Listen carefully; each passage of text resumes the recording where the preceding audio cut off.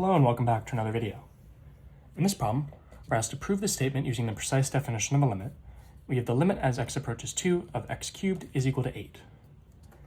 So the precise definition of a limit states that the limit as x approaches a of f of x is equal to L if for every positive number, epsilon, that we could choose, there's an associated delta which states that if 0 is less than the absolute value of x minus a is less than delta, then the absolute value of f of x minus L is less than epsilon.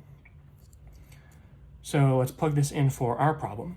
A is the value which x is approaching, so 0 is less than the absolute value of x minus 2 is less than delta. And we can say that this part of the inequality is unnecessary. The absolute value of x minus 2 being greater than 0 means that it is not equal to 0. Saying it's greater than 0 means it's not 0 or it's not any of the negative numbers. However, it's an absolute value, so we know it's already not negative, any of the negative numbers. Therefore, we can say that the only restriction is that it's not equal to 2, or rather that the thing inside the absolute value is not equal to 0, therefore x is equal to 2. And since we're looking at the limit as x approaches 2, we don't care what's happening at 2, and therefore we can just ignore this part of the inequality and say simply that the absolute value of x minus 2 is less than delta. F of x is the function that the limit is taking on, so that's x cubed. L is the value of the limit, so that's 8. So if x cubed minus 8 is less than epsilon. Factoring this, we get x minus 2 times x squared plus 2x minus 4. Or rather, plus 4. The formula for this, you do x cubed minus 2 cubed, so this is the difference of 2 cubes. So the two things being cubed are x and 2. So you subtract them, and then you add the first one squared plus their product plus the second one squared. This is less than epsilon. And we can take the individual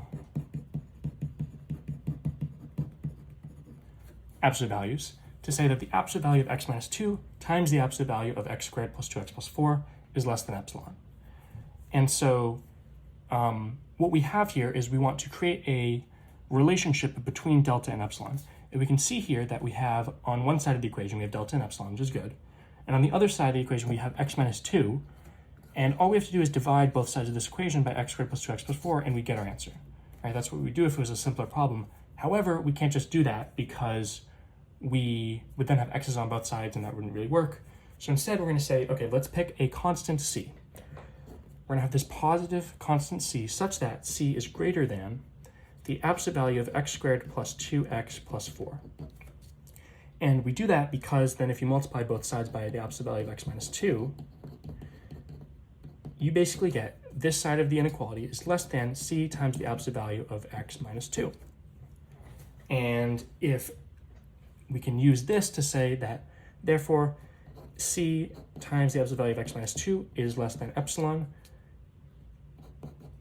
Do this because then x minus 2 is less than epsilon over c, dividing both sides by c.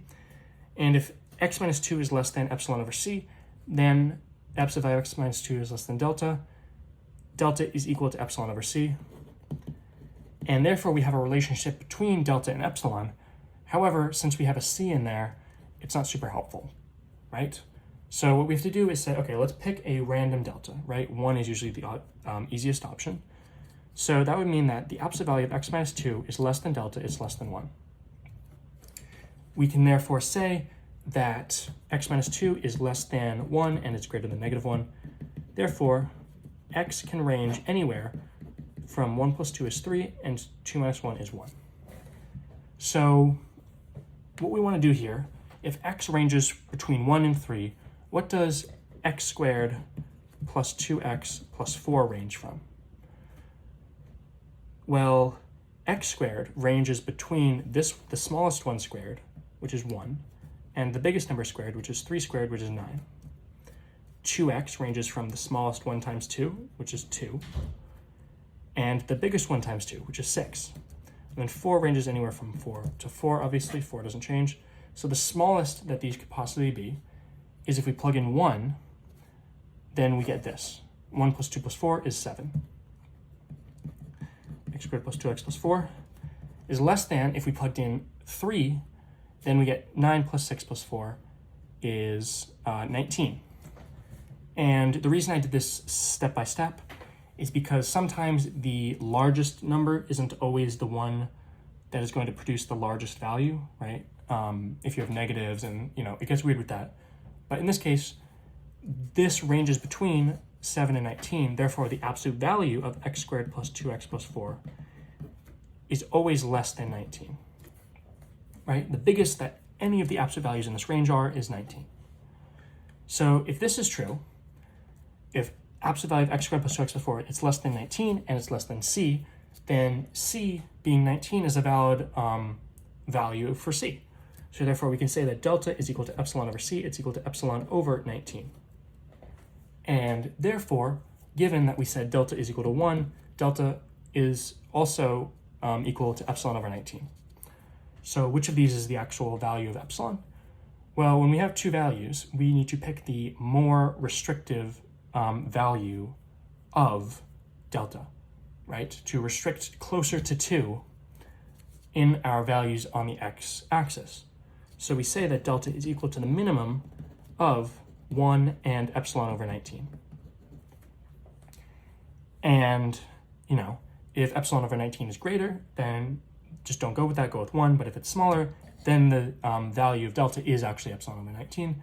Basically what that means, we pick the more restrictive, the smaller of those two values.